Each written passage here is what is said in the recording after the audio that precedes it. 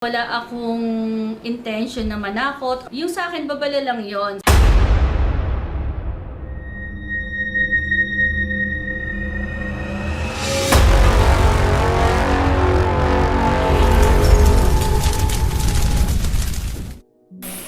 Hello po mga Kapi-TV, sa video na ito itatalakayin natin ang paglubog ng buong Luzon bago matapos ang taon.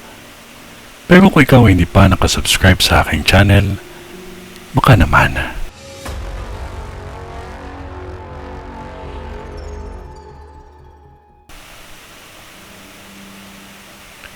Nagpost ang isang sikat na psychic na si Mamo sa kanyang social media account tungkol sa pangitain niya na ipinakita sa kanya. Kilala si Mamo sa Pilipinas dahil sa kanyang mga nagkatotoong mga premonition at si Mamo ay isang prophetic witch na ang ibig sabihin ay ginagamit niya ang kanyang pagiging witch para makapagbigay ng babala sa mga magaganap.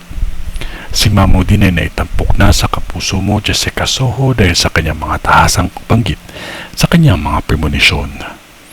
Pakinggan po natin ang vision ni Mamo. Tag-init na ulit. Ako sa inyo, maglinis na ng mga kanal at iayos ang mga basura ninyo para hindi magbara-bara. Bakit?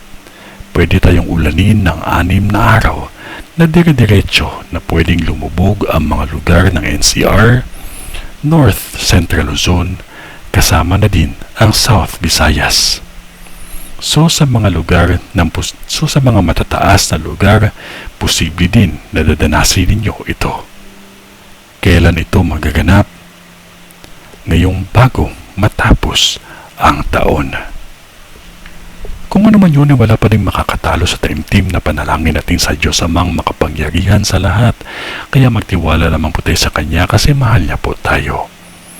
Sa ngalan ng Diyos Ama, ng Diyos Anak, at ng Diyos Espiritu Santo. Amen.